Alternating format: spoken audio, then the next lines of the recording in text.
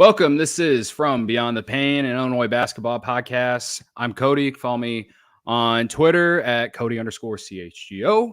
And I'm joined today by one of my favorite podcasters in the Illini base, Mike Carpenter from the 200 level. I've been listening to the show for about 2 or 3 years. We actually got to talking. It's been we were supposed to start 6 minutes ago, and he jumped into the stream, and immediately we're talking about how we became fans and stuff like that. So we're already off to a great start. Mike, how you doing? I'm doing great, man. Thank you for having me. I appreciate it. Absolutely. So, yeah, I guess we'll start with just like overall thoughts on how you feel about the year so far. We'll talk about, how far this team can go. Obviously, we're going to talk about Nebraska tomorrow, and we'll see where it goes. Well, usually I don't know how much you've tuned into the show. We just kind of go all over the place. There is no organization here. So hey, that's my MO. So I like that. Yeah, absolutely. So I was looking at Kim Palm today. I guess what blew my mind a little bit is Illinois is ranked 5th in offensive efficiency. And then outside the top 20 in defensive efficiency, something that they were in the top 20 before Terrence Shannon was suspended. But what blew my mind is the fact that they are in the ranked number 5th or number 5 in offensive efficiency now, and I just couldn't believe it. When I say that to you, what do you think? Yeah, I can't believe it either. My concern this year was offense going in.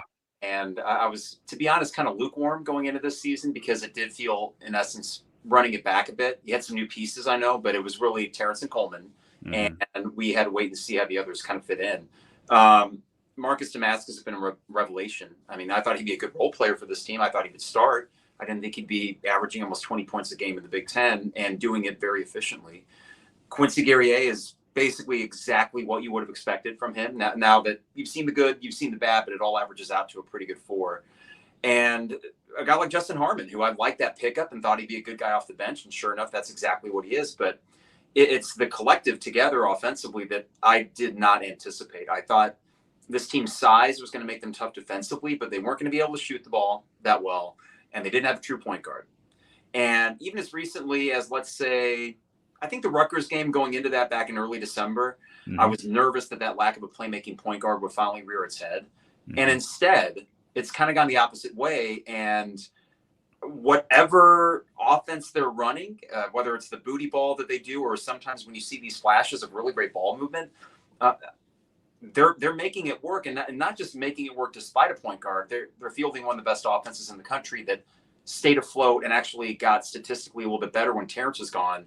And now that he's back, I would assume isn't going to get worse, especially after what we saw against Ohio State. So I didn't expect it. And it's made this season a lot more fun than I kind of thought going in. I thought they were a tournament team, but now I think you can raise those expectations or, have dreams of maybe something more because of just how good that offense is. Yeah, keyword dream, right? Because until they get to a second weekend, it's hard for me to really believe that it's going to happen, at least in the Underwood era, right? And obviously it hasn't happened since the 04-05 season. But yeah, I'm with you in terms of like the expectations rising since the beginning of the year. I mean, I went into the year kind of thinking, NCAA tournament team again, maybe Coleman Hawkins takes a bigger role, bigger step, improve the draft stock a little bit. Did not expect to see what we've seen from Terrence Shannon Jr. On both sides of the court. Honestly, I to me last season, he was really inconsistent. He'd have halves where he'd go off, and then he'd have halves where he's just non-existent at all. And I feel like his overall game when he's on the court, obviously, has been so much better. And I know, since coming back from the suspension, he hasn't had that great of he hasn't been great except for the game against Ohio State. And, I really didn't have high expectations. It was just, another NCAA tournament team. Maybe they get hot in March finally and surprise a team or something. But, yeah, I'm pretty content with where they're at right now going into this game against Nebraska. And I can't remember the account on Twitter, but an Illini fan tweeted like Illinois through 20 or 21 games, like the last 4 years each, and the records are almost identical. And I think it just goes to show that, Brad Underwood has some things that fans can rightfully have a gripe about. But I also think at the same time that, like, we're kind of in an era of Illini basketball where I don't take it for granted, man. No, you can't. Yeah, let's talk about Underwood, because I think after last year, I was down on the Underwood experience. I was too. Yeah. The way that the off the court issues negatively impacted the on the court product, and the fact that whether it be just the silliness from a guy like a Matthew Meyer and the freshmen like Sky Clark and Jaden Epps leaving, but then you started to think a little bit, at least I did, that there's a trend line here. We're losing guys, and at a certain point, is it all the individual players' fault, or is there something more kind of rotting at the core here, despite pretty good win-loss records? And this year, if anything, has been, I think, very vindicating for Brad Underwood, and has really kind of changed my tune long-term. I'll just go out and say this right now. You ride with Brad Underwood as long as he wants to be here. I didn't necessarily think that going into this year, and one of my overriding thoughts was, as Illini fans, we would have to, as the season unfolded, ask ourselves, what level of success are we okay with? Like, what are we content with? Top 4 in the Big Ten, making NCAA tournaments, he'll do that consistently. That's why this year, not just what we're seeing from our product, but in a way seeing RJ Melendez and Jaden Epps and Sky Clark play for 3 of the worst Power 5 teams and occasionally get their buckets, but never do so efficiently. And then Andre Curbelo just being, I genuinely worry for the kid, because there's something not right.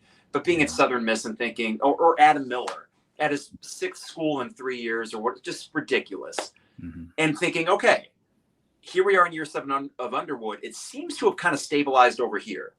And I'm less concerned about some of those off the court things. I'm less concerned about the attrition, and I'm more encouraged by his ability to field the roster and to be able to have such a level of consistency, as you mentioned, with those records.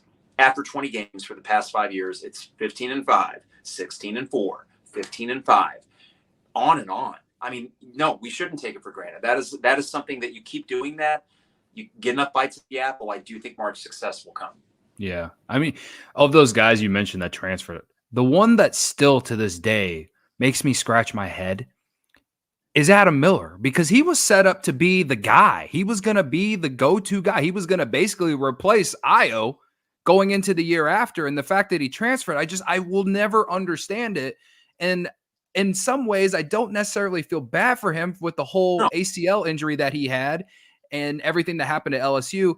He's at Arizona State now. Like, and listen, I think Bobby Hurley is doing something there. The Hurley family having success, especially the guy at UConn. But I don't understand why he wanted to leave Illinois. Obviously, there's things off the court that I think kind of got rumored out. But I take it all for a grain of salt, because it's just like, I'm not there. I don't know what's going on. But yeah, the Adam Miller thing, I agree. He was the heir apparent.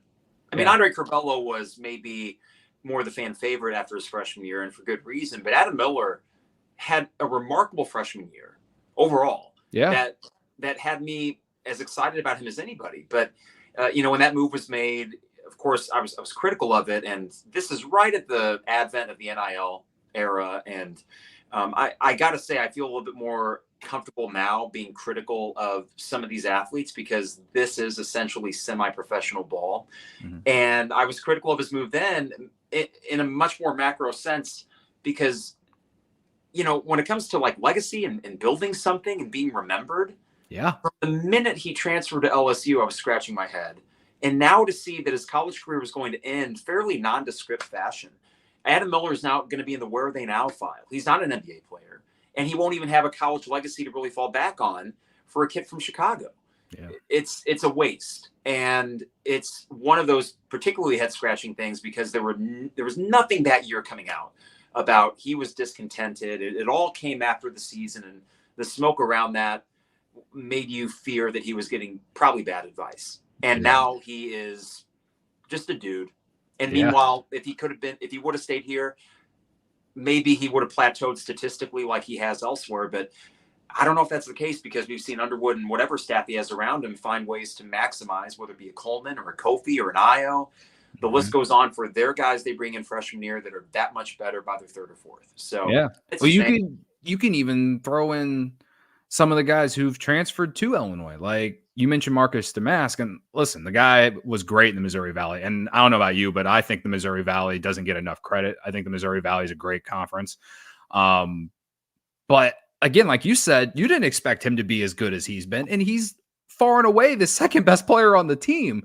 And I think Illinois' coaching staff has something to do with that. And so it's like, yeah, they've put guys in position to have success and go on and have good college careers, have a chance to go to the NBA. I know Kofi didn't go to the NBA, got drafted, but I think he's in Japan still. I could be wrong on that. Yeah. Like guys have gone on to have professional careers once they've left Illinois. And obviously Io is the big name with the Bulls right now, but it's again, the Adam Miller thing it's just one of those things. And Andre Curbelo, I was a huge Andre Curbelo guy, and I just never understood how that happened either. And more so on Adam Miller, but Curbelo, he was definitely a frustrating player to watch his second year. So maybe he just needed a fresh start somewhere else, but it just didn't work out at St. John's. And now he's at Southern Miss. And it's just, I'm with you. Like at this point, it feels like the outlier is probably Brandon Podziemski, man. Like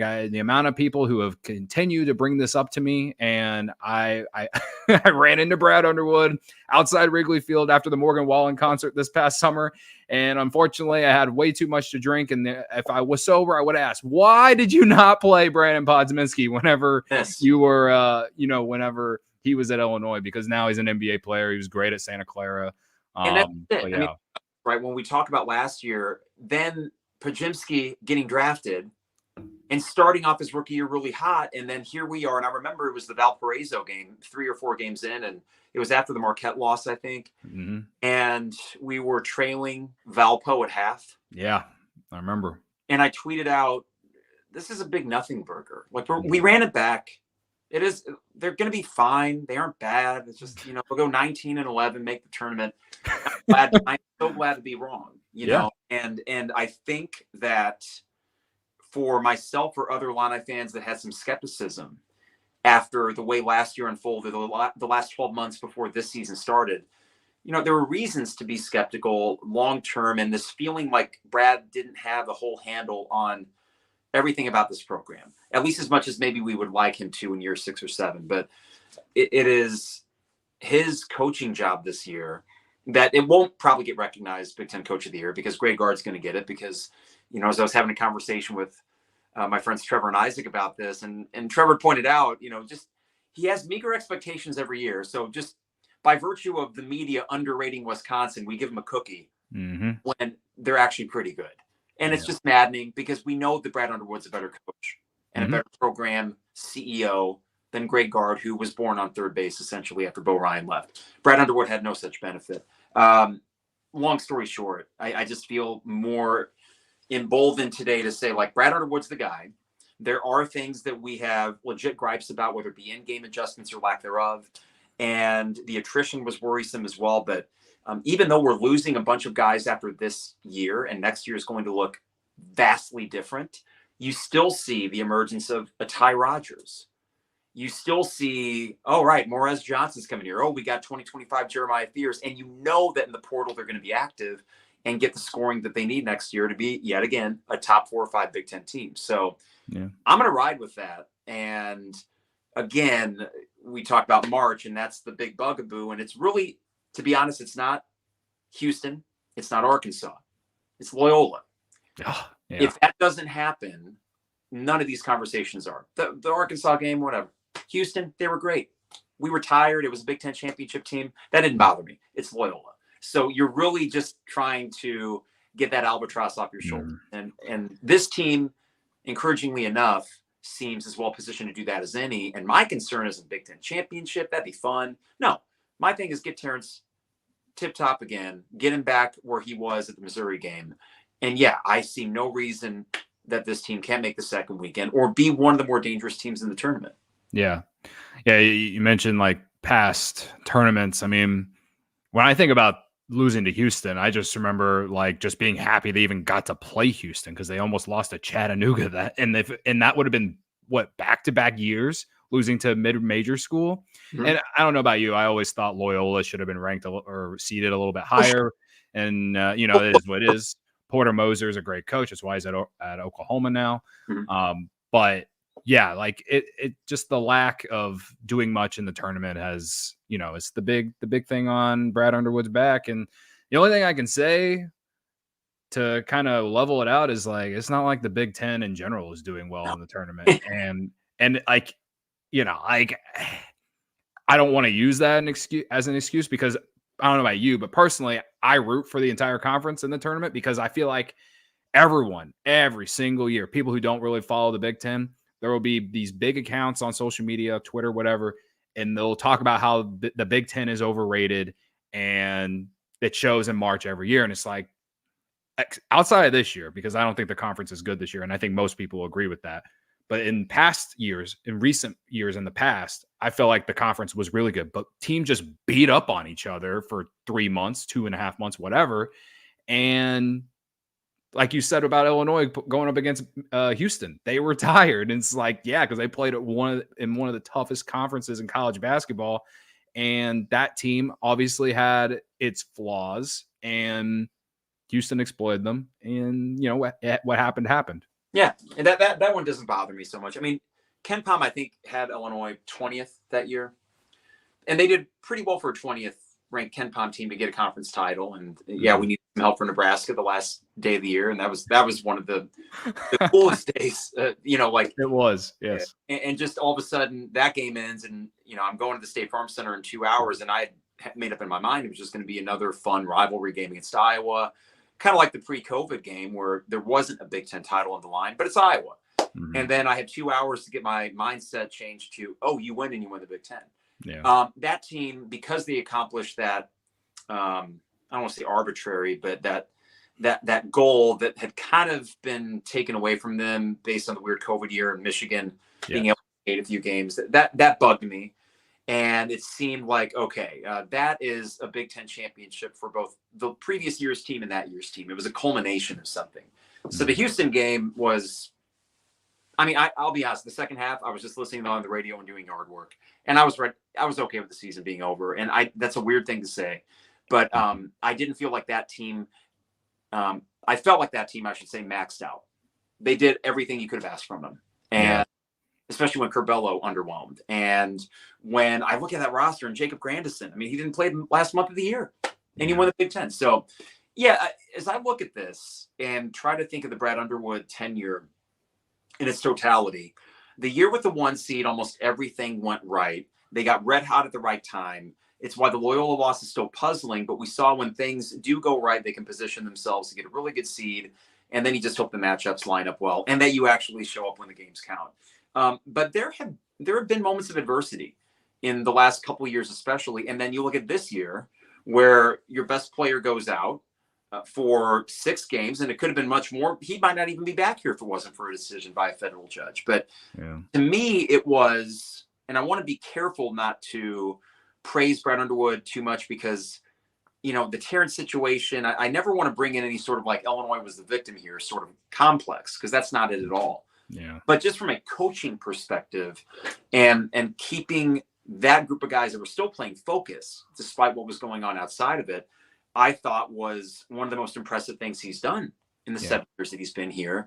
And now that they find themselves on the other side of it, what the hell? It seems like there's every reason to be really excited basketball-wise about what they can do.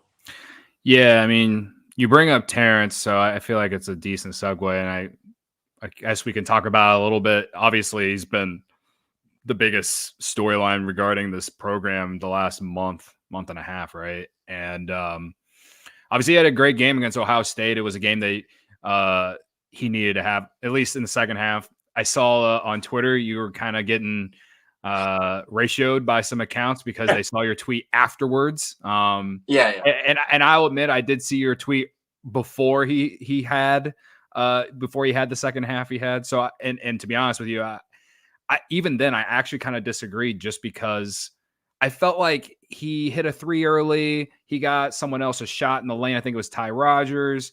He missed a few chippies a few layups, whatever you want to call it, in the paint. And I think he was doing booty ball and missed a shot that way too. So he wasn't making shots. But what I liked about what he did in the first half, Mike, was that he was a little bit more aggressive. And I just feel like he wasn't aggressive in those previous games. And also, and this is credit to Brad Underwood, was the fact that they ran offensive sets to him. And I feel like they don't do that a lot, or they hadn't done that a lot. And even Brad has said it, like he does a lot in transition, especially based off how the defense is playing. He gets out in transition, going downhill. Doesn't matter how many guys are down there waiting. Like he's just so big and fast that he's not afraid to go to the basket ever in transition, at least. So I don't know how you feel about that when I say that, but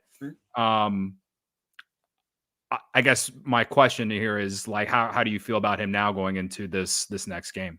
Well, yeah, when I tweeted that out, it was when he went to the bench and it was his second foul. So one mistake in that was not recognizing, like I think in a reply to someone else, I mentioned that, he had gotten benched, but that's not really the case, but he was on the bench for the last 6 or 7 minutes, I think, of the first. To me, what set me off when I sent that tweet was when he fouled the Ohio State, and maybe it was Roddy Gale, I forget, on a 3-point attempt because he was late getting around a pick.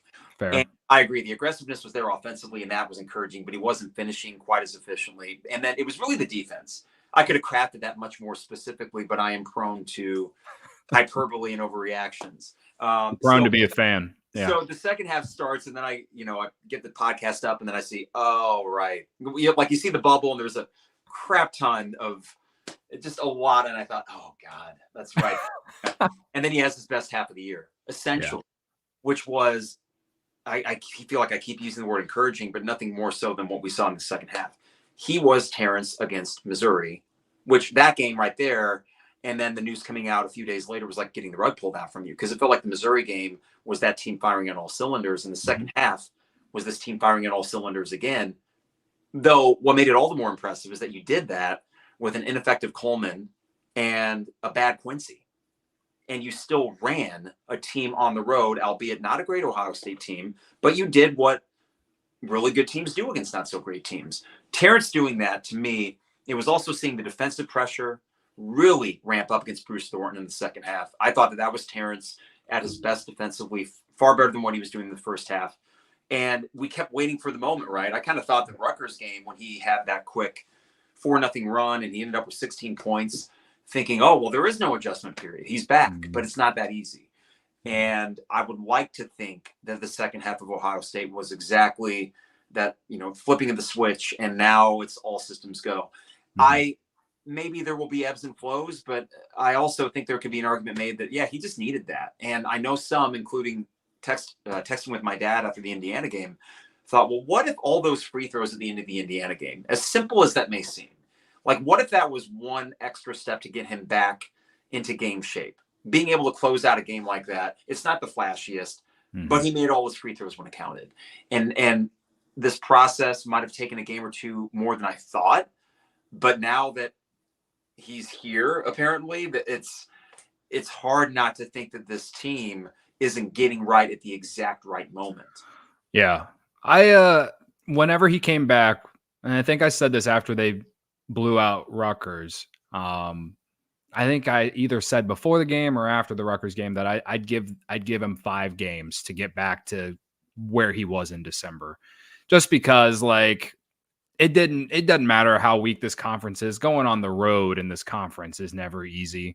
And also I just didn't know how this team was going to react with him back, considering the reason that he was out to begin with. And I know most of his teammates support him. I've seen the videos of them going to support him at his court appearance, all these things. But I really didn't know. I didn't know what to expect. And, it was just kind of like a roller coaster, because he had the second half against Rutgers. Against Northwestern, I was there 12 rows behind the Illinois bench. And I just felt like he wasn't efficient, and he missed a dunk. He went up tried to dunk again, thankfully the flagrant foul paid off. Like there was just moments of that game where I felt like he could have done something more and he just didn't. And to me, not only because they missed 20 layups, this is why they lost that game, but just his game in general, I think, is a big part of why they lost that game too. And then obviously against Indiana, I mean, the fact that they got out of that game with a win is just, honestly, it's probably a bigger miracle than the fact that, you know, some of the games against better teams that they lost, and maybe you thought that they should have lost by more. Those quote unquote moral victories, I guess you could say. The fact that they got out of the Indiana game is probably more of a miracle than some of those other games, right? So, you know, Ohio State, they're not good, right? And so it's hard for me to like automatically get back in the mode of, you know, them clicking on all cylinders like they were in mid-December. But I do think it's a stepping stone for him for sure. And I agree with you with the free throws that he made at the end of the Indiana game. That's why I liked whenever the beginning of the game against Ohio State, he was aggressive. It felt like he was a different player, just wasn't making shots. The defense needed to be better. But the second half, he's taking momentum into tomorrow for sure. And we can use this as a segue too, but I feel really good about Illinois tomorrow. Nebraska coming off this emotional, probably the best win in their basketball program's tenure under Fred Hoiberg, in my opinion, against Wisconsin at home. There's always a letdown after a game like that. And Nebraska is terrible on the road. I don't think they've won a game in the Big Ten on the road. There's a comment in the chat here from Goodman rides Hummels coattails saying, I'm dreading the Tominaga going off game or something like that. I think that's what he's saying. And honestly, like, Tominaga does scare me, but he hasn't played great of late. And if he's not scoring, he's just kind of like, he's not really effective because he's not a great defender. And so to me, with the size that Illinois has at guard, I feel really good going into this game against Nebraska, and especially because it's at home. Now, if they had to go to Nebraska, I'd feel a little bit differently, but they just haven't shown to be able to be a good team on the road. They went to Maryland, got blown out. And I think Maryland is better than what we all expected. They're playing better now, right? But Nebraska just hasn't shown me anything on the road, and I just feel like this is a game for Illinois to, I don't know, keep riding a little bit of this momentum from the Ohio State game going into tomorrow. Yeah, Lou Henson, and he's not the only one, but used to say this, not who you play, but when you play them. And this is a perfect example of that. Now, it would have been favorable for you anyways because it's at home. And we did get a scheduling break not having to go to Nebraska. And it wasn't that late into this year where I watched a couple Nebraska games. I thought that's probably not a bad thing. Like we might have skated one here because, you know, losing, let's say when the schedule comes out, I don't necessarily mind when you see, oh, great, we got to go to Wisconsin, we got to go to Michigan State, we got to go to Purdue, because even if you lose those games, they won't hurt you. Unfortunately, losing a game in Nebraska, even though you know it's a tough environment, that could hurt you in the net. Even for a Nebraska team that right now is, I mean, they're a tournament team. They are. And they got the quality wins that are going to be in the back pocket, and they still got 5 more home games. So they'll be a 20 team that makes the tournament. But I love the timing. I like the matchup in general because of their smaller guards. I think that what I'm anxious to see is knowing what Mass can do by stretching the court and also being able to score down low. We've seen Coleman struggle just one-on-one with some of those guys. He's much more of a team defender, like a whole defender, than he is a one-on-one defender against some of those big guys. And Mass is a pretty big dude, and he's a skilled guy. I would like to see if Illinois is a little bit more quick to help Coleman out and not fall too deep into the trap of, oh, we're going to give up as many twos as Mass wants down low. While that is a math game, and I understand not wanting to give up the 3, and you don't want to do that against Nebraska, I'm less concerned with Nebraska shooting 3s at State Farm Center than Lincoln. So knowing the consistent for them has been Mass down low, I'd like to see that first. And I also think that the emergence, I say emergence, but you know, the emerging consistency of Ty Rodgers is something that I'm even more excited to see in a matchup like this, because I think defensively he can take some of these Nebraska guards out of it. And then offensively, I don't feel like you feel the need to sit him anymore. He's scoring and he's doing so efficiently. And there's not a Zach Edey other than on Purdue, that's going to be able to really pull off that form of defense where ties rendered ineffective. Every other team that he's played, he's shown the ability to get to the rim, and in most of them, the ability to finish. So that to me, along with Terrence's explosion, Damask continue to be consistent, and waiting for like a Quincy to get back to his normal self. I think it's a great matchup for Quincy because with Coleman on Mast, I'd like to think that Quincy will probably have a favorable matchup at the 4. Nebraska's not a big team. I think he can exploit them. Yeah. I'm hoping for a bounce back game for Coleman. I don't know about you, but that technical foul in the last game it made me want to pull my hair out. I was so pissed because he's a senior. Like, he's supposed to be one of the leaders on this team, and for him to get a technical like that, it just, like, if they were playing a good team, like, just think about the timing of when that technical foul happened. It was like 13 minutes left in the second half, and I think Illinois was up by, they were consistently up 10 to 12 points that entire game, right? But thankfully, Danger, who got extended minutes, took advantage of it. But because he's not been getting extended minutes, I was like, if this leads to them getting back in this game and then it coming down to the very end, then I'm definitely going to be referencing this technical foul. You know what I mean? And thankfully, the entire team basically, stepped up in that second half, specifically off the bench, obviously. But it's just one of those things. Is like, if they're playing a good team, like a really good team, like if they're playing Purdue or if they're playing Wisconsin, that's something that definitely would have loomed large. And so I just hope that he learns from that. I just remember when it happened and they put the camera on Brad Underwood and he's like, I told you, not like, you know what I mean? And so, like, I love Coleman. I feel I've explained on the show before about when talking about Coleman that he's kind of like the guy that I feel like we as Illini fans probably like would have hated if he wasn't at Illinois. Like, I always mention like the guys that play at other schools that I really don't like. Like, when you talk about Wisconsin, I really hated Brad Davison.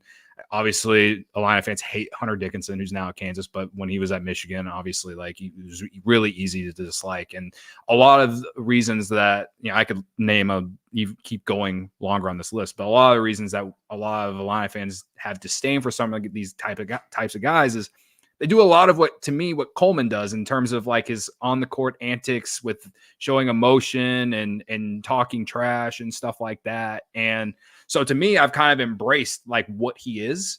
And that was just a moment where I'm like, dude, you just can't do that when you're a senior. Yeah, it was frustrating, and it was rendered less frustrating because we responded right away. And you mentioned Dane was great. I think Dane could have a game tomorrow because this is the kind of matchup at home with a smaller on average Nebraska team where I think he can get another 7 or 8 minutes and let him cook a little bit. And what I do like as well, long-term in the Ohio State game, we saw this at the end of the first half, though I think it was slightly out of desperation from Brad Underwood, was putting DGL and putting Hansberry out there, and you didn't lose a step. In fact, you actually had a good little run there. It just goes to show that I think this team offensively, you can put almost any 5 out there as long as there's a Damask or a Terrence, or in some cases a Harmon because he can shoot the 3 well, or even a Goody. But you can have a DGL and Hansberry at the same time. And maybe, I might be wrong, they might have been out there with Dane at one point, but maybe not. Regardless, you were able to steal a lot of minutes that you weren't able to a couple weeks ago. And if you are going to be primed for March, I do want to see a little less mileage when you can afford it on your Terrence and your Damask and Coleman. And Quincy, I'm not worried about that. He's had extended stretches where he's been on the bench. The Indiana game, they put his butt on the bench for the last 15 minutes. Yeah. That was striking to me and makes me think, okay, why is this 23-year-old man? He's the one frustrating me more than anybody because you're 23. Mm-hmm. You're the wily veteran. Mm-hmm. Why'd you get soft all of a sudden? What's going on? But I also am confident that he'll come back from that. And but it's just cool to see these other pieces, and you don't need to ask too much of him. But you can get 4 or 5 minutes a game from DGL, and I wouldn't be that worried about it because he's going to be an energy guy. I love Hansberry. I love his 3. I love that confidence. It was a good looking shot.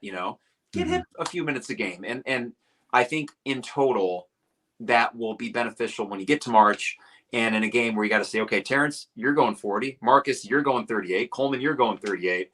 And they'll have their legs under them at least. Yeah. No, I was encouraged to see Brad put DGL out there, and I've been like clamoring for him to play DGL because I just this goes back to like PTSD with Podsminski, man. Like, and the fact of his mom going on Facebook and doing what moms do sometimes, and like I didn't take it as serious as a lot of people have, but and I was definitely felt a little bit better when I saw he tweeted basically about it, basically like telling people like if it ain't coming from me, it doesn't matter. Again, I think his mom's just being what a lot of people's moms would be or a parent would be, right? But I was encouraged to see DGL get some minutes in a game that at a time when it mattered, right? And I love his defensive intensity, and I think as long as he plays hard like that, he will get like 5 minutes a game. And like I'm not even asking him to play as many minutes as like a Justin Harmon. I'm asking him to just be a guy off the bench that can come in to give some guys some rest because like you were saying earlier about guys getting an extended run, it's like there were times, especially when Terrence was still out, Brad would go like 2 deep off the bench. And it's like, it's just, you're not going to have the depth when you get to March, And so it helped that you were playing in Ohio State. And, in that instance, foul trouble was a reason they got him. But I think hopefully, and this is what I hope to see in February as we go into March before they have to play Wisconsin and Purdue. I hope we see some of those guys that we just mentioned, like, get a little extended run to get those guys some rest. You know what I mean? Yeah, I agree. I think Brad Underwood might not be always the best at in-game adjustments, though I love what he did in the first half against Ohio State. I think what he's better at is throughout the course of a season making adjustments. And I think if he could do it over again, the Northwestern game, let's say on the road, I think that he would have gotten more tick for some of those guys earlier because that overtime period, I know it was at Northwestern and they kind of did the same thing to Purdue in overtime, but you were sluggish. You were a step slow. Marcus missing his last shot. I mean, God, if you would have just spelled him a couple more minutes, maybe he gets a better look at the end of the game. I don't know. But just thinking about how I think that if he were to do it over again and seeing what he saw against Ohio State, which, listen, Ohio State's not good, but they have really strong talent. For whatever reason, they have been able to put it together. But you look at their starting five, and on paper, I'm thinking there's a reason they were picked like top 5 in the Big Ten. That's a pretty good looking starting 5. Yeah. Same goes for Michigan. I mean, they have talent. They should not be 7-16 or whatever they are. They have talent. But that speaks to Juwan, and that's my favorite, second favorite storyline in the Big Ten, apart from Illinois being better than we thought. But yeah, I think that this team, though, what I'm encouraged by is we've seen a lot of different looks in the last couple games, and we've seen, back to the Ty Rodgers thing. Why I'm so excited about him is what he brings you defensively, and more specifically rebounding. Just a phenomenal rebounder on both sides, and that you feel like you can play closing lineups with them. I love that because as much as I like a Luke Goody, and I know that he can just camp out and spot up for a 3, that can kill you late in a game when he gets switched over to the opposing team's best shot maker. And it has killed you before. I don't think that's the case with Ty, and you still have scoring options on the court. And Ty is still a scoring option in any matchup not named Purdue. So that mixed with what you already knew about this team gives me a lot of hope going into the stretch. And also the fact that after Nebraska, you get a week. I'm going to be Lansing for that game a week from now, and I can't wait. And I'm even more excited about it because I do think that it is the perfect time for a week off for a team that January, they went through the ringer in every which way that you can think about it. And to come out on the other side of it, going 4-1 in the first 5 games that Terrence has been back, is pretty good. And you're still afloat in the Big Ten if that's something they want. I don't care that much about it this year. I'll take it. I'm going to be watching the standings, but to me, the eye is on a bigger prize, and one that I think that this team is capable of. And back to your first point about the defense being a struggle, I do think that with Terrence back and starting to perform well defensively again, they can become a top 20 defensive team again. I'm confident in that and not worried that whatever we saw in January can't be fixed. Yeah. I mean, Terrence has such a big part in where this team can go. And I think they will get better defensively. It's just they have to show it. I mean, I think when you were talking earlier about the big for Nebraska, and it's just like, that's been a consistent issue. Julian Reese against Maryland, Renault for Indiana, and then obviously the guy for Ohio State. Like, it's just a consistent thing. Like, it's almost like the book is out. Teams know how to attack Illinois offensively, and Illinois got to make an adjustment there if they plan on doing anything in March, and in my opinion, at least. So, and a lot of it does have to do with Terrence. And before he was suspended, to me, he was more than just an offensive player. I mean, he was an elite defensive player at the guard position too. So I think he's a full two-way player who, could have been an All-American this year if he didn't have this stuff in the background, right? So, that's a big part of how I'm going to view February going into March, is just like getting back to being that defensive team that you were, in early December. Yeah. And this is going to sound so simplistic because it is, but defensively, when you get stops and Terrence is on the court, you don't need a traditional transition game. I mean, you referenced it earlier. If Terrence is in line with three defenders, or even if Terrence he's got the ball and there's three defenders that are 20 feet closer to Illinois' basket than he is, you got a shot. You got a shot for him to make a move or make something happen, and worst case, get fouled. And what was really frustrating about the early games that he came back is you were not seeing that improved transition game. You saw it in bits and pieces against Rutgers in the second half, where that run helped you run away from it. You were only at 5 with about 12 minutes to go in that Rutgers game. You won by 25 or something. Why? Because you were getting stops, and then when you get stops, it just opens everything up. So I think that this team is old enough and they're good enough defensively. The first 10 minutes of the Ohio State game, I was really worried that this was just a lingering issue. And then really for the last 30, I thought that the defense was on the whole pretty good. Not great, not elite, but you know what? If it's pretty good, if it's top 20 good, the offense isn't going anywhere. And if anything, if the defense gets better, then you're just going to score more points because you have the best transition bucket getter in college basketball. And I don't think that's hyperbole. I don't think there's anyone else that, when they're going downhill, is better at scoring. Yeah, no, I agree. So,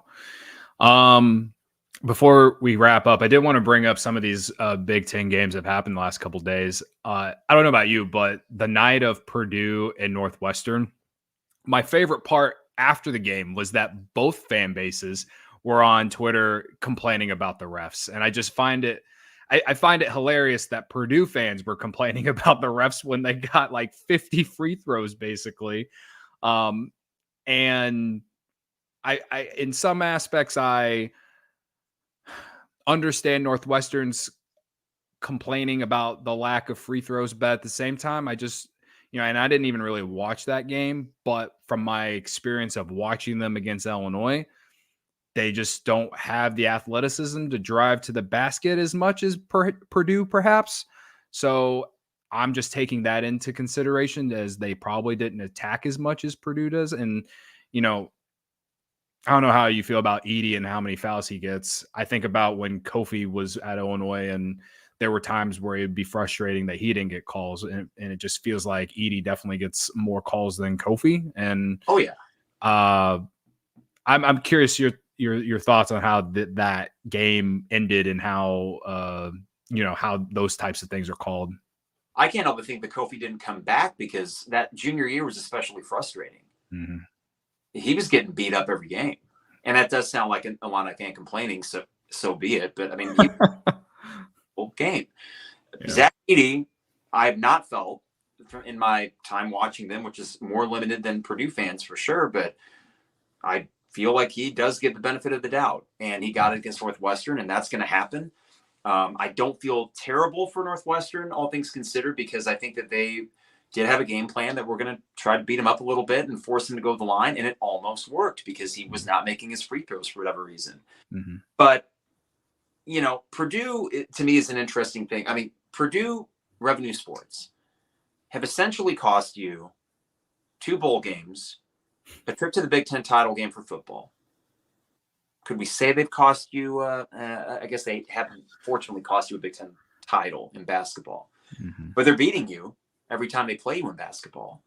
It's getting old, and I'm tired of looking up at Purdue. I remember very well when Brian Cardinal was there in the late 90s, and it was the Lon Kruger era, and we went 9 straight without getting a win. And it just sucks. I don't know why Purdue has my ire the way they do. It's nothing personal, but I have noticed that, even just tweeting out kind of innocuously after the Wisconsin loss to Nebraska saying, let's just win out, win the Big Ten and get a 1 seed.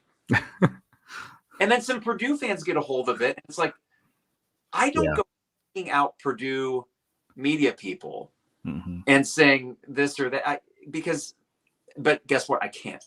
I can't. So we beat them. And that's the maddening thing. Zach Edey is very good. It drives me nuts that he is as good as he is. It also drives me nuts that he's 7'4" and basically a physical specimen. Not his fault, but he is. He's 7'4". If he's 6'10", he's not as dominant. That's just a fact. So I'm really tired of Purdue. I'm more tired of Wisconsin. But I think that'll all level out, and they'll probably be like a 15-5. Yeah. They'll lose a few more games. And that's why, honestly, I am conflicted as to who I would rather win tomorrow in Wisconsin. Yeah. Sonny from he runs the Illini Cast podcast. He's in the chat. He says, who are we rooting for tomorrow, Purdue or Wisconsin? And I don't know. As someone who still has hope for the Big Ten regular season title, I'm going to be rooting for Purdue tomorrow. However, it might not really matter considering I don't know if many people expected Wisconsin to lose that game to Nebraska. Maybe that helps Illinois get above them long term. I don't know.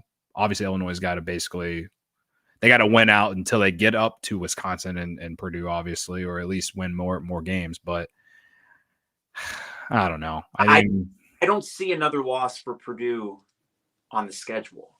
Yeah. After tomorrow, and then you hope when they come here, and I do think that is a game Illinois can win. I do, and I think it'll be high level, and it's just a perfect opportunity. I love the timing of it. A couple before the tournament, it's a high level game that is only going to make you better when it counts the most. And of course, I want to win it, and I think it's I think it's a straight up 50-50 shot at home. Yeah. So I look at Wisconsin though, and yes, they have this weird voodoo magic, and it's lasted most of this year, but you do see cracks in the armor. Their front court is not good. I'm sorry. They're fine, I should say. They are not bad, but they are not good. Stephen Crowell was the same Stephen Crowell from 3 years ago. Tyler Wall is the same Tyler Wall from 3 years ago. The difference for them has been A.J. Storr. And single-handedly, he almost led them to a big victory at Nebraska. And other than that, and Klesmit, which, of course, a zero-star recruit, sophomore, is now the second coming of it. At least Connor Esigian, who had some 20-point games last year. He just sucks this year. But Chucky Hepburn had the game of his life. They drive me nuts, but I still think there's another 2 or 3 losses on their schedule. Purdue, I don't see that. Yeah. As weird as they've been sometimes on the road, and then we saw Northwestern almost spring it at Mackey. They're too good. Yeah, good. And we saw it late in the game where, Fletcher Lawyer hit the back breaking 3 in overtime, and it's just they have guards now with Lance Jones too. They have guards that match their front court guy, and I think they are a Final Four easy pick for a Final Four. Yeah, I look at Wisconsin, and you're right, they annoy me, but I feel like Illinois has played well against Wisconsin in recent years. And so I'm not really afraid of having to go to Madison. And maybe I'm being a little too cocky there. I remember the last time they went to Madison, they won there. That was with Io, I believe. The last 3, if you think about it, what really, I think, began to turn the Underwood era in this direction. It was early January of 2020. And this is before the buzzer beater at Michigan. I know it wasn't a buzzer, but the game winner at Michigan. This is before the game winner at Penn State. It was before the rash of when we grew accustomed to Io game winners.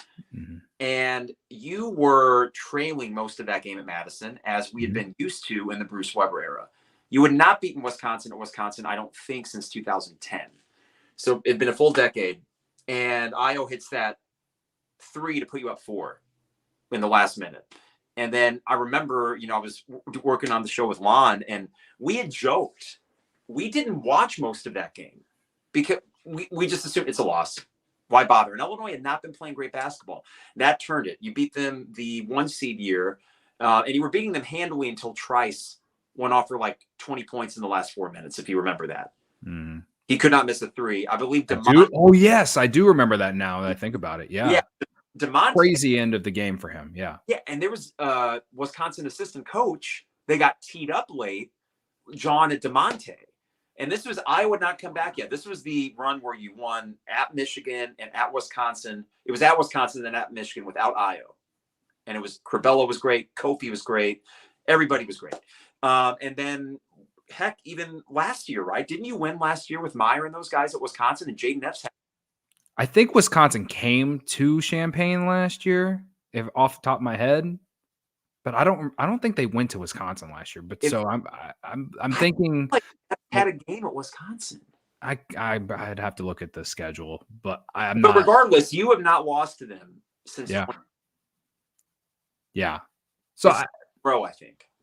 Yeah, there's like some people have asked me about like how do I feel about Greg Gard, and I'm like, well, he's not Bo Ryan. Like, I don't know. Like, I feel like Brad Underwood's better than him, man. Then I think it's a travesty that he doesn't have a Coach of the Year on his resume, and Greg Gard does. Unless he wins out, and this is the high price of high expectations. I mean, Illinois was expected to be a top 4 team. I don't think people expect to be this good. And Wisconsin, like many, I looked at their roster and thought, ugh. I mean, did they make the tournament last year? No, they missed the tournament last year. Yeah, so Greg Gard's on the hot seat. Mm-hmm. It's the same team. They get AJ Storr, and Voodoo Magic strikes again. It's not to me that Wisconsin drives me nuts because they have our number in basketball. Fortunately, we've turned that tide, and I am with you. I'm optimistic for the game in March, wherever it's played. And I wish we got them here instead, but I also like this team on the road sometimes. And I think that's also another great bit of timing before the NCAA tournament to go on the road against a team that'll be a 2 or 3. I think maybe more of a 3 seed. They're going to drop a few more, but they have a great resume in Wisconsin. Mm-hmm. And that's the kind of team that you would play in the second weekend. So go on the road, face the environment. I would rather go on the road there than, well, I mean, you've already been at Mackey, but there are places to me that strike more fear going on the road now than Kohl Center. And a few years ago, that was not the case. That was the House of Horrors. Mm. You never won there. And that's kudos to Brad Underwood. What he's done, other than the Marylands of the world, Purdue, and that's at least Purdue's understandable, is kind of consistently beat most Big Ten teams. Ohio State was a bit of a bugaboo in the E.J. Liddell era. Oh, yeah. Now you're beating them again. So that's a pretty good record. You're beating Iowa. You're beating Indiana. You're beating Michigan. Mm-hmm. You're beating Michigan State. I mean, you go down the list and you start to realize that we're in a really healthy spot. And what makes the rest of this season kind of fun is I don't have designs on a conference title. It would be amazing, and I think they can. But it's more that long-term, year in, year out, that regardless of whatever roster upheaval or people you need to go get, attrition, additions, that you're going to be in the mix. And if you would have handed me Brad Underwood's record at Illinois the day that he was announced, and hey, by the way, we already know what he's going to do the first 7 years, kind of like that almanac and Back to the Future too. Here's what he did for your first 7 years. How over the moon would we have been? I mean, probably over the moon. Yeah, that's the best way to, like, yes, it would. I would have taken it. I would have signed up for it immediately for sure. Because before him, it was just like, we're a bubble team. I just want to make the tournament. And now, like, I find myself catching myself thinking, like, man, I used to just want to make the tournament, right? Yeah. So, yeah, no, you make a good point there with all of that. And of all the teams that I look forward to playing, and this is more so just because I still have not forgot about the loss at Iowa last year and how the Orange Crush got freaking crushed on social media because of the trip that they make. Yeah, and like actual Iowa fans like saying that they belong in jail or some shit, even though they do this trip it was some of the weirdest shit that I've seen on like college basketball Twitter, I guess. Yeah. I can't wait to go back to Iowa City because that Iowa team stinks. I can't wait to play them. I really can't. And I'll be there as well. So Breslin Center next week. I got tickets because I have some family up there. And as I watch Iowa, okay, fine. Maybe Peyton Stanford goes for 7 threes and they make it interesting. But boy, oh boy, think about this reality, right? I mean, a few years ago, Iowa got, I think, a 2 seed or maybe a 3 seed with Luka Garza. Mm-hmm. It was what? Illinois got a 1 seed, Ohio State got a 2, Iowa got a 2 or a 3. Yep. We assumed the Big Ten was loaded, they're going to make hay in the tournament. And I know they didn't, but Iowa was in a pretty good place. But think about it, they got like nothing to show for it. They got nothing to show for it. And Fran McCaffrey is a good coach. But if you're an Iowa fan, you're wondering, what are we? And I don't know if they care. They're a football school. They're a wrestling school. They're a women's basketball school. Yeah.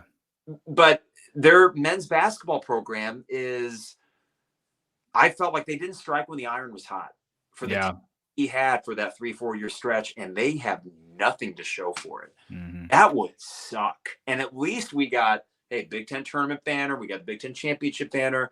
And you don't hang banners for Sweet 16s or even Elite 8s. But I got to think that most Big Ten schools not named Purdue would gladly trade places to experience what Illinois fans have in the last 4 years.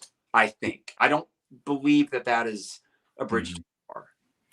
Yeah, no, I don't think so either. I mean, even like Michigan State has been so mid these last handful of years, and they got a Hall of Fame coach in Tom Izzo. I every year I tell myself, oh, they're gonna get back to the what I'm used to my entire life, and they just, like, especially this year, they came in this year preseason top 5. They're not good. Like, I don't know what it is, and I expect them to maybe surprise us a little bit in March, but because that's what they do. It feels like, not every year anymore, but they have history of that. But yeah, outside of Purdue, I don't see any fan base that would want to, or that wouldn't want to trade a place with Illini fans right now. Yeah, I mean, you're right. I mean, when you talk about Iowa, I mean, it was Luka Garza, it was Keegan Murray, who's having a hell of an NBA career at this point, and then Chris. Yeah, and Chris Murray was really good for them too, right? Like, it's it is, when you put it that way, it's like, wow, yeah, they really didn't strike when the iron was hot. And I think people are probably just looking at Caitlin Clark and just kind of, celebrating that at this point, because their basketball team this year just is. It's the same thing, except there's just not as much talent. Like, Fran McCaffrey it's crazy. Like, they should be hiring him as offensive coordinator for the football team, man. Like, the football team can't score points, but they play defense, but the basketball team scores points, but doesn't play defense. It's crazy to me. Yeah. So I look forward to playing them. I don't look forward to going to Maryland. That's probably outside of Purdue and Wisconsin. That's probably the one game left on the schedule that I'm nervous, because, like you said, and as we all know, like, they just struggle against Maryland. I don't get it. I really don't. I guess a few years ago it made a little bit of sense, because at least they were definitely a better team. Oh, yeah. But now they've gone through a coaching change, and like, the fact that they lost to him this year again, it's just like, already, it's just, now I got to go on the road and play him again. Like, I honestly already kind of want to put an L there, but I hope things are different. For some reason I'm optimistic. Maybe I mean, I walked into that game against Maryland at home being like, yeah, easy Sunday win. I mean, just thinking eventually this hex has to be gone. I think that I could come up with, I think, fairly valid reasons why we were as flat as we were against Maryland. I think the timing, less than 48 hours after they went to the courthouse for Terrence's thing, and there was no resolution. I think that the sort of emotional wave that they've probably been riding to play 3 or 4 really good basketball games leading up to that, and a short turnaround on the court themselves after the emotional home win against Michigan State, which that was a high-level game. And I will slightly push back on Michigan State. I think they're good. Mm-hmm. I don't think they're great, but when you have a great backcourt, and I would argue that with Tyson Walker and AJ Hoggard what you get, and that Malik Hall has started to play a little bit better. And maybe he's not backcourt, but more of a tweener, kind of more of a wing. Yeah. They have dudes but they just don't have any skilled front court players. And that's where we took advantage of it when they came here. I think with Terrence back, it's going to be it's a coin flip up at Breslin. And that would be the kind of game that if you win that, then you start thinking, oh, well, maybe we can win the Big Ten. And I agree with the at Maryland thing. Listen, they got Julian Reese and Jameer Young, and that alone. And of course, Jordan Geronimo will probably hit another 3. Only 3 since the State Farm Center. Have actually been playing a little bit better, and they have some talent. But I do think that if there's such a thing as a revenge game, I could see an older Illinois team, now that they got Terrence back and they got that kind of that thing off of their shoulders with that, they can just go in there loose and get the win. But, you got these games like at Maryland, I believe it's at Penn State, maybe Minnesota's at home. But you got these weird, not trap games, but games that you can drop. Mm-hmm. And that's what's going to make this second half of the season interesting. But to me, I'm going to feel really good if they can, let's say, get 2 out of the 3 between Michigan State, Wisconsin, Purdue, 2 out of the 3, whatever those 2 would be. And just not having any of those head scratching, why did you lose that game? Mm-hmm. And if they do that, I think they finish like 15-5 or 16-4. And I think there are ways that a 16-4 in conference can get you a share of the title. Yeah. Listen, if that happens again, we'll celebrate it for sure. But I guess we'll see what happens between Wisconsin and Purdue tomorrow. See how much better I feel about the chances.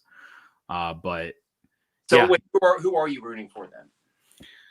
Well, you kind of talked me into rooting for Wisconsin now, just because I do think that there are definitely more losses along the way for them than Purdue.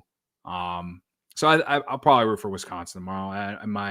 I also, I don't know how much you follow or if you know who my guy Greg Braggs is. He's part of CHGO Bears, but he also runs like the biggest Purdue basketball podcast, Boilers in the Stands. I also like to just rival with him. So, rooting against Purdue is pretty easy for me too. Yeah, it's tough because I don't want either team to win. But then the other argument could be made that if Wisconsin wins, I think that increases your chances of a share of the Big Ten title because they will drop a couple more, maybe 3 more, and Purdue to 3 losses. Is that right, or is Purdue already at 3? I believe they have 3. They lost to Northwestern. They lost to Nebraska. That's it. And I feel like there's another one in there. I could be wrong. Maybe it is just 2. I think they were 17 or 18-2. So they only have 2, and Wisconsin has 2. We have 3. And I will say the good news about Northwestern losing today creates a little bit of space between the 3 and the 4 spot. I think the top 3 teams will be a few games above whoever finishes 4th and 5th. I mean, Illinois find their way in the top 3. The question is where. An argument could be made, and this might be completely silly because who really cares about the Big Ten tournament, but it's fun, and I think seeding matters in that. Listen, I want no part of Purdue unless we absolutely have to. I'm not actually. I mean, I'm looking forward to the game here, but I'm also not because they're really good. Yeah, they're national champion caliber good, and I hate saying that, but I think it's true. And Wisconsin is not. I want to be on Wisconsin's side of the bracket, right? Purdue winning tomorrow, I think, kind of eases my mind a little bit. Not even thinking about a Big Ten championship. Purdue winning tomorrow, the worst, they're 17-3. Yeah. I think. And this is their biggest challenge other than coming to Illinois. And I don't see another loss in their schedule. So they win tomorrow, then I think we can just say, okay, it's about March and maybe there's some value in that.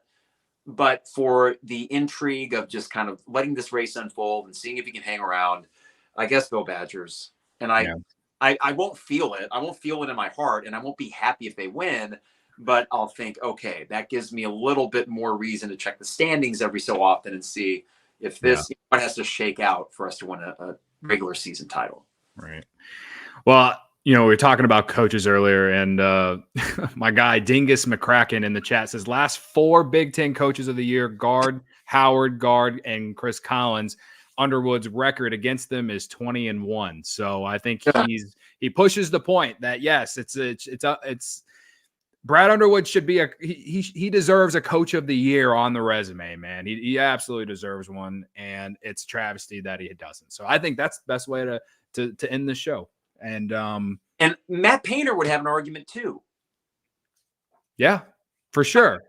So he gets penalized, and I'm not defending because of success. Yes. Yeah, he gets penalized for having success and amassing an incredible roster. Mm-hmm. He should be Big Ten Coach of the Year. He has the best team in the Big Ten, and they're playing out of their minds. Yeah. And Underwood. But if Greg Gard gets it, I would be more ticked off for Matt Painter than Brad Underwood. Those are two guys that should get it over Greg freaking Gard. Yeah. No, I'm tired of the Wisconsin basketball experience. It drives me nuts. I cannot even do it. I'm with you. All right. Well, Mike, I appreciate you joining me today. We went over an hour. I could sit here and talk Illini hoops for another hour, but I got things to do. It's Saturday. I'm sure you got things to do. So want to let the people know where people can follow you in the show? Sure, yeah. The 200 level, it's available on every streaming platform that you got for podcasts. And then we also do live YouTube pods during second halves of most games. And we'll do that tomorrow night for the Nebraska second half, which is hopefully one of those relaxed kind of second halves where you can talk more macro things. And we don't have to go too play-by-play. I'm optimistic about tomorrow. And but yeah, it's we do a couple of pods per week, and it's a good mix of the live reactions, but also some midweek kind of talking about what we've seen and what's coming up. So yeah, we're having a lot of fun doing it. And this team is giving us a lot more positive fodder than I probably thought coming into the season. Yeah, absolutely. Awesome, man. As I do watch alongs for the entire game. I recommend everyone putting Mike's show on and my show on at the same time. We're both on YouTube. Just get two screens. You'll be all right. Three screens, the game, and then us. When I get too surly and I start losing my composure, mute me. Go to Cody, because I dropped my first ever F-bomb during the Northwestern overtime. I was pretty sure it was a Tyberry 3. And, I'm a teacher too. So I had a kid earlier this year after the FAU game said, my dad and I watched your stream. And I'm like, great. And don't tune in whenever they're losing. But I'm thinking, okay, is there any sort of way I would be disciplined from the school? I don't think so. But I mean, yeah. You were there, so I can only imagine how frustrating that was for you. For sure. Yeah. I could keep going about it. So yeah. All right. Before I get out of here, make sure if you're watching on YouTube or if you're watching on the Twitter stream, come to my YouTube channel. The link's there on Twitter. And hit the like button, please. Hit the subscribe button. I think close to 350. Trying to get to 500 subscribers before the end of the college basketball season. That is the goal. So I appreciate everyone for checking it out. Again, I'll be back tomorrow to do the watch long, and then we'll do a little post-game pod right after. So a lot of Illini to talk about tomorrow, and I thank God the Pro Bowl is on tomorrow, so that way I don't have to care about football. So I will see you all tomorrow. Mike, thanks again for joining me, man, and look forward to talking more Illini hoops down the road. Anytime. I loved it, and we'll do this again soon. Awesome. Thanks again, guys.